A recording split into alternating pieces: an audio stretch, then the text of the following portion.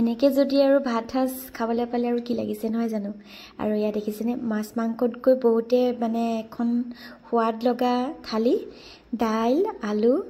এফালে ৰসুন আদা আৰু পাঁচফোৰণ দি তেল মৰা হৈছে তাৰপিছতে আলু ভাজি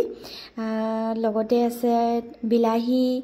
চাটনি তাৰপিছত পাপৰ আলু ভাজি মানে দেৰিলে মানে আলু দেৰা নাই আৰু পিঁয়াজটো আৰু লগতে কালজিৰাও দিছিলোঁ তো দুইটা একদম কলা কলা মিক্স হৈ গ'ল আৰু এনেকৈ খাই সঁচাকৈ ভাল লাগে আৰু আজি যেহেতু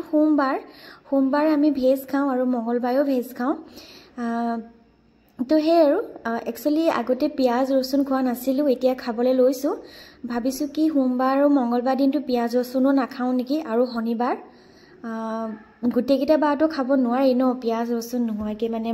ক'বলৈ গ'লেতো বৃহস্পতিবাৰেও খাব নালাগে বুধবাৰেও খাব নালাগে সোমবাৰৰ পৰা মুঠতে শনিবাৰলৈকে খাবই নালাগে কিছুমানে কৈছে দেওবাৰেও খাব নালাগে এতিয়া উপায় নাই আমিতো ইমানকৈ মানিব নোৱাৰোঁ যোনখিনি মানুহ আৰু মানে যেনেকৈ মানুহ ভালকৈ মানিব লাগিব তো সেই আৰু আজি দুপৰীয়া ভাত যেনেকৈ খাই ল'লোঁ আৰু ভাত খাওঁতে আজি দেৰিয়ে হ'ল 3:30 বাজিলে 4টাই বাজিব হ'ল আৰু ৰাতিপুৱা ভিডিঅ' কৰা নহ'ল ইচ্ছা নহ'ল ভিডিঅ' কৰিবলৈ আৰু এইফালে 6টা বজাত এতিয়া আমি চাহ খাব লৈছোঁ চাহ মানে মই ব্লেক কফি খাব লৈছোঁ আৰু এয়া মুড়ি বাদাম তো তেনেকৈ লৈছোঁ আৰু বিস্কুট মিঠাই এইবিলাক খাই মানে আমনি লাগিলে আৰু বিস্কুটটো বৰকৈ খোৱা নহয় বাৰু আমাৰ ঘৰত কেতিয়াবা কাটা বিস্কুট আৰু মেৰিগ'ল্ড তেনেকৈ ঘৰৰ মানুহে খায় মই বৰকৈ নাখাওঁ দেই এইবিলাক তো সেই আৰু বিস্কুটটো মই একদম বেয়া পাওঁ চানা কেইটামান কেতিয়াবা খাওঁ চানাটো এৰিব নোৱাৰিছোঁ তাৰপিছত বিশাললৈ আহিলোঁ বিশাললৈ ভিডিঅ' কৰা নহ'ল আৰু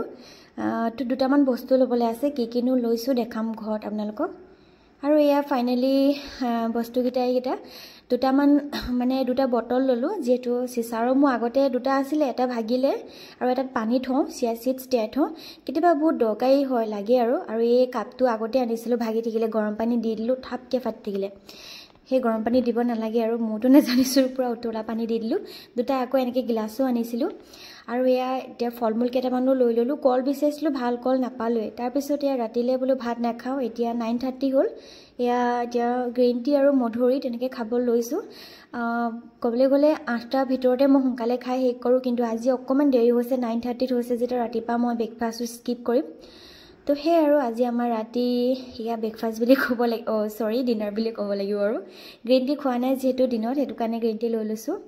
আৰু ৰাতিপুৱা মই দেৰিকৈ খালে মই ৰাতিপুৱা ব্ৰেকফাষ্টটো স্কিপ কৰি একেবাৰে লাঞ্চকে কৰি দিওঁ আৰু 2টা 4টা তেনেকুৱা ভিতৰত আৰু তাৰপিছত আৰু ভাত খাব নোৱাৰি আৰু তো ইমানেই আছিলে ভিডিঅ'টো যদি চাই ভাল লাগে লাইক এটা কৰি দিব দেই ছাবস্ক্ৰাইব কৰি দিব বাই